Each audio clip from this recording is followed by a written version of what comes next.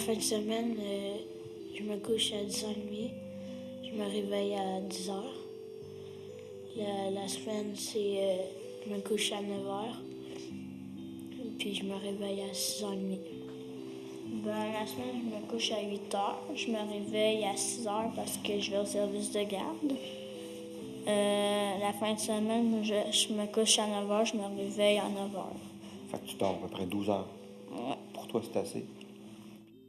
La semaine, c'est peut-être 9h, 10h. Puis là, j'ai la misère à me lever. Puis la fin de semaine, c'est 11h. Des fois, peut-être plus, mais je peux pas dire. Puis là, tu dors longtemps. Ouais. Moi, j'essaie d'aller dans ma chambre à 8h. J'ai lu 1 heure. Puis après, j'arrivais pas à dormir parce que ma soeur, elle ronflait. Chez un enfant du niveau primaire, on doit pouvoir mesurer une durée totale de sommeil de 9 heures et même 10 heures. De cette façon-là, le sommeil peut remplir toutes les fonctions qu'il doit remplir. C'est important parce que s'ils ont besoin de sommeil pour pouvoir performer à l'école, apprendre plus facilement. Donc, s'ils n'ont pas une bonne nuit de sommeil, en fin de journée, ça paraît. Alors, les enfants qui n'ont pas bien dormi, quelles conséquences? Bien sûr, ils sont moins concentrés, ils sont plus amorphes à leur place, ils posent pas de questions, ils sont pas actifs, ils vont pas participer à ce qu'on fait dans la classe, là. Ils vont être plus en retrait, affalés sur le bureau. Ils sont pas dynamiques du tout ces journées-là, alors qu'en d'autres moments, ils peuvent l'être tout à fait. Quand tu dors pas, il y a des trucs qui s'accumulent, de même, ça grandit. Et qu'il faut que tu dors beaucoup pour que ça s'enlève, sinon t'as des trucs en dessous, des bleus. Et mon plus vieux, là, il vient avec des poches en dessous des yeux. Puis là, on le regarde, tu dis, t'es fatigué, hein? Non, je suis pas fatiguée, mais au niveau du visage, là, il y a une fatigue qui ressort, qui est apparente. Si, exemple, je me suis couchée trop tard, puis il faut que je me lève trop tôt le lendemain matin, je vais être marabout un peu, puis après, ça va aller. Parfois, quand tu dors pas bien, ben, tu penses juste à dormir. Alors là, tu écoutes pas, tes notes, tes résultats, ils vont baisser un peu. Moi, je pense que l'impact principal à l'école au niveau de manque de sommeil, c'est l'agitation au niveau de l'enfant. L'enfant est fébrile, il bouge constamment, il n'y a aucune attention. On voit souvent des enfants qui sont couchés sur le... Ils arrivent à 8 h le matin dans la classe ou 8h30, ils sont déjà couchés sur leur bureau, fatigués. Comment est-ce qu'on veut que cet enfant-là, il performe pendant 6 heures à écouter ou 3 heures à écouter le professeur? Ça devient difficile pour lui. Le comportement n'est pas pareil. Ils sont plus grincheux, ils chicanent entre eux autres. Habituellement, ils ne chicanent pas. Sur des niaiseries, comme on dit. C'est là que je m'aperçois, bon, là, vous n'avez pas bien dormi. Une intervenante me disait que 9 enfants sur 10 qu'elle suit, des enfants du préscolaire, qui ont des problèmes de comportement ou d'agitation, ont des difficultés au niveau du sommeil. Des fois, la semaine, je sais pas pourquoi, mais des fois, je suis comme un peu stressée parce que à cause de l'école puis tout ça, puis à cause de ça, j'ai peur d'oublier des choses.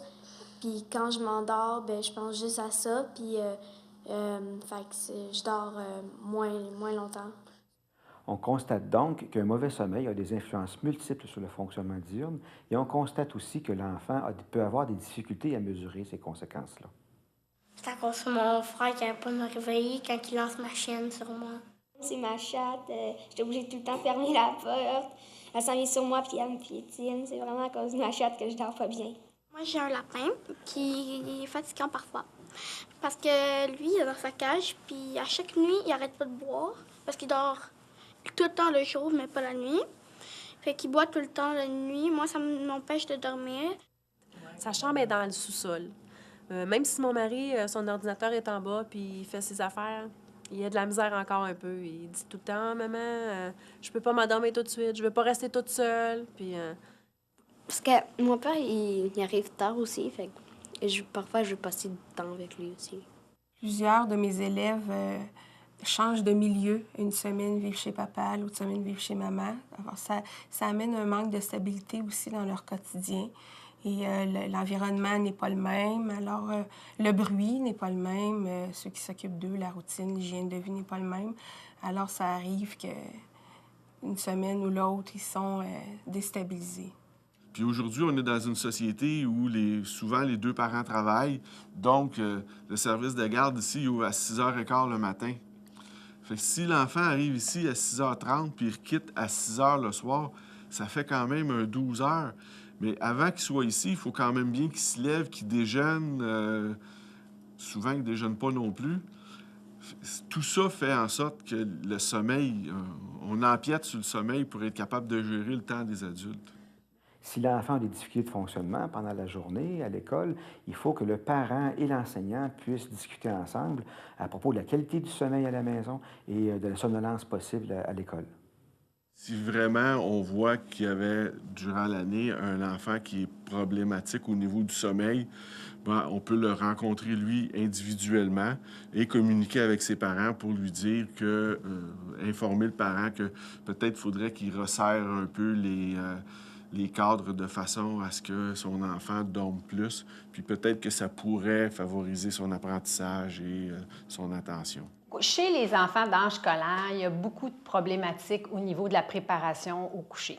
C'est sûr que si l'enfant n'a pas une période où il se prépare à aller dormir, donc 1 heure avant d'aller se coucher, commencer à relaxer, éviter certaines stimulations comme tout ce qui est jeux vidéo, ordinateur, commencer à prendre des boissons gazeuses, mais s'il y avait de la caféine dedans, il faut faire attention à ça. S'il y a des excitants au niveau du chocolat ou des choses qu'on connaît au niveau alimentaire, ça, c'est sûr que ça va nuire à son endormissement. Si on veut, mettons, manger des chips, mais on s'arrange. Mais moi, je m'arrange pour pas manger ça direct avant d'aller me coucher. Je mange ça plus de bonne heure. Puis j'essaie de pas prendre un gros souper tard parce que après ça, c'est plus dur le faire digérer puis tout ça. Là. Un enfant qui a une routine, c'est sûr que tu vas savoir s'il va avoir une bonne nuit. T'sais, moi, là, les garçons, je leur dis brossage de dents, on peut lire une petite histoire avant le dodo, après on se couche. Mais si j'ai pas ouvert sa lumière, il va me le dire. « Maman, ma lumière! » On dirait qu'ils ont des repères, puis il faut que ça soit fait, sinon ça fonctionne pas. Le sommeil des enfants chez nous, c'est vraiment basé sur une routine qu'ils ont depuis qu'ils sont petits. C'est un bain, une douche, un petit moment de télévision ou de lecture. Parfois, ils vont jouer ensemble, puis c'est le dodo à 1 heure précise pour chacun des 3 garçons. À un moment donné, c'était tout le monde ensemble. Les enfants vieillissent, donc ils ont des privilèges de 15 minutes de plus que les frères plus jeunes. La qualité du sommeil est tributaire d'un ensemble de conditions dont les principales sont l'environnement de la chambre à coucher, la santé psychologique et la santé physique. Quand j'arrive pas à m'endormir dans le lit, je compte comme jusqu'à 100. Si ça marche pas, je compte des moutons. Et après, je m'endors, normalement. Là. J'écoute de la musique classique. Et c'est ça, quand je m'endors, parce que mon père, il doit corriger des examens. Alors, quand je m'endors, il vient me les enlever, puis il les dépose. Puis que là, je m'endors très vite. Puis quand je veux vraiment qu'ils dorment, là, je les envoie jouer dehors. Ça, là, ils aiment ça, jouer dehors, là. Je les envoie jouer dehors 1 demi-heure, là. Puis là, quand ils rentrent, là, ils sont plus amorphes, un bon petit bain, puis dodo, c'est... Pour les jeunes du primaire, c'est-à-dire entre 6 ans et 12 ans, l'activité physique modérée vaut la peine d'être faite, je dirais, sur une base régulière. Il n'y a pas d'incidence sur le sommeil avec ce type d'activité-là. Par contre, quand on tombe avec une activité qui est un peu plus vigoureuse, il faut penser qu'il y aurait un temps nécessaire entre le moment où l'activité a lieu et le moment où la période d'endormissement doit se faire. La principale raison pourquoi on doit avoir une période de temps entre les deux qui soit suffisamment longue, c'est que pendant l'activité de type vigoureuse, il y a une sécrétion d'hormones qui se fait, puis c'est des hormones qui vont activer le système. Puis on ne veut pas arriver proche de la période du sommeil avec un paquet d'hormones qui activent le système, c'est pas sa place. Donc, il faut laisser du temps entre les deux pour que le sommeil puisse s'installer comme il faut. On peut regarder aussi les devoirs. Les enfants qui font des devoirs jusqu'à temps qu'ils aillent se coucher, mais c'est certain qu'ils ont de la difficulté à couper puis pour pouvoir aller s'endormir parce qu'ils ont encore toute l'excitation de la concentration au niveau du devoir ou de la difficulté qu'il y a eu à les faire. C'est évident que quand les enfants ont 1 heure, 1 heure et quart, 1 heure et demie de devoir, ça ne facilite pas la routine et la mise au lit plutôt, là. Alors moi, j'encourage beaucoup ça dans les écoles, de se questionner sur ce qu'on envoie comme devoir à la maison, le nombre de temps que ça devrait prendre, de prévenir les parents qu'on ne prend pas plus de temps, même si le devoir n'est pas fini. Et tout ça, c'est des habitudes à mettre en place. C'est comme des politiques qu'une école peut se donner pour faciliter la routine à la maison et de faire sa part, dans le fond. Alors, c'est sûr qu'on va changer nos stratégies d'enseignement. Je ne suis pas la seule. Le matin, on va plutôt les démarrer. Voici ce que j'attends, voici le menu. On va les faire participer activement. Quel mot qu'il nous faudrait si on fait une situation d'écriture sur les poissons? Ça te fait penser à quoi? On les fait visualiser. Et là, on fait un démarrage là-dessus. On les commence un petit peu à faire écrire. Puis l'après-midi, ça va être plus la pratique de ce qu'on a enseigné la veille. C'est des enfants qui vont peut-être être en difficulté quand ils sont trop fatigués. On n'a pas le même... on n'a pas leur intérêt. Alors, il faut aller les chercher. C'est un défi pour nous à tous les jours d'être stimulant, d'être motivant. Là. Si on n'allait pas dehors à la récré l'après-midi, on faisait un petit 10 minutes des visualisations ou des petites activités comme ça. Puis après, vraiment, même les enfants le disaient, « Ah, ça nous redonne de l'énergie. » Puis après, c'est eux qui le redemandaient là, pour que je fasse ça avec eux. Donc ça avait un bon succès. Alors, des petites choses comme ça, des fois, ça prend pas beaucoup de temps, puis ça va changer la dynamique de la classe, là. Je suis ambassadeur pour Xingdang. Je fais la fleur pour me calmer. On fait la fleur.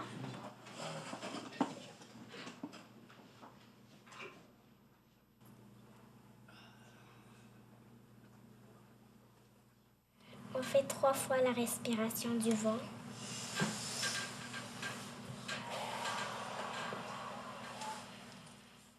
Bien, cette année, en classe, on a décidé d'essayer en mathématiques de faire une activité qui s'appelle Bon dodo, les animaux.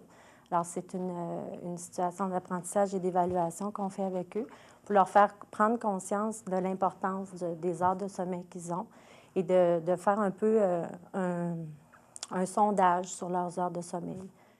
Il fallait savoir combien d'heures on dormait pour être en forme, puis pour pouvoir jouer dehors. Il y a un cadran où il est marqué heure de réveil, puis un cadran où c'est marqué heure de coucher. Alors, tu vas écrire l'heure que maman t'a dit, à quelle heure tu te couches et à quelle heure tu te lèves, d'accord? Alors, tu regardes dans ton agenda.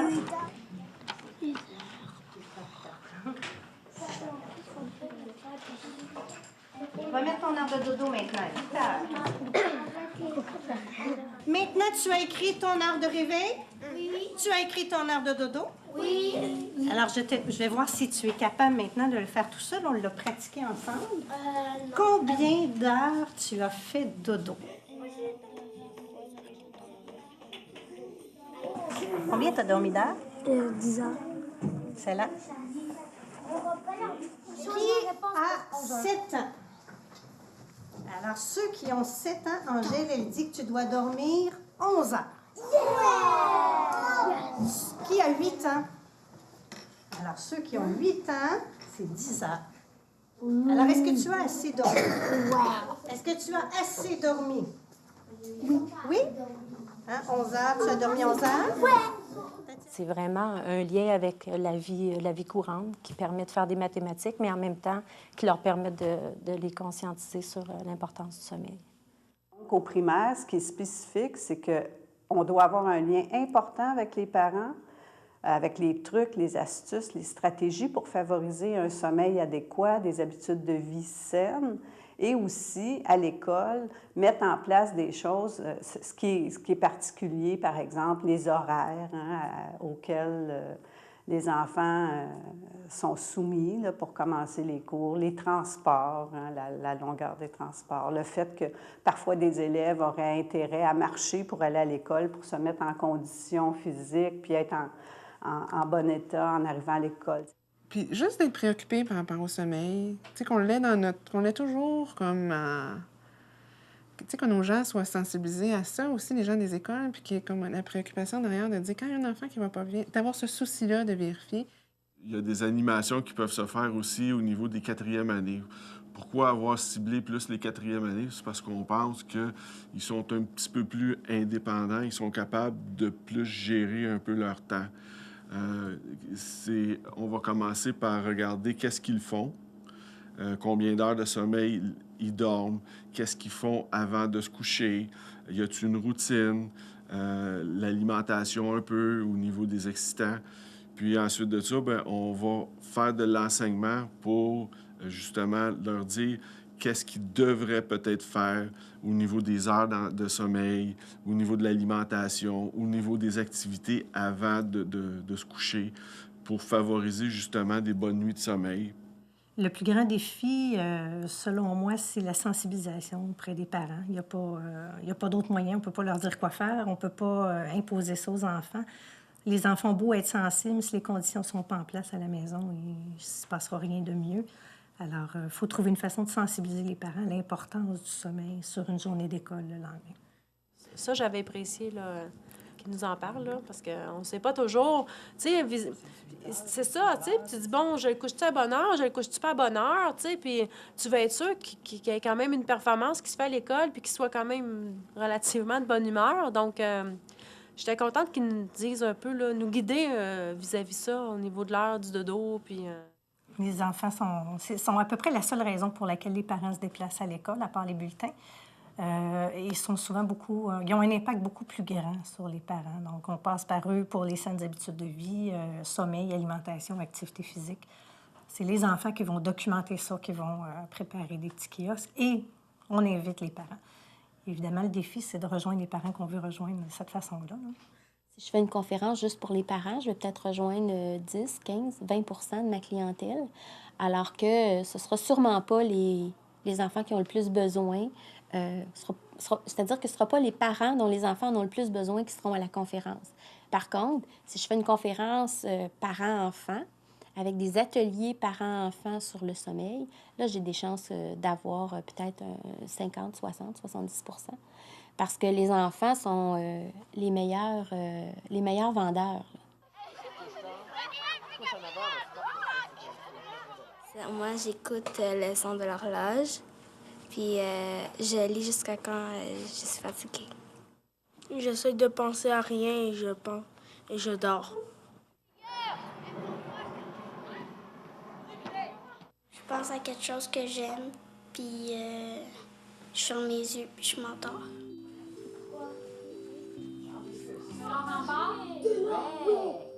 Mon truc, c'est d'aller boire de l'eau avant de me coucher.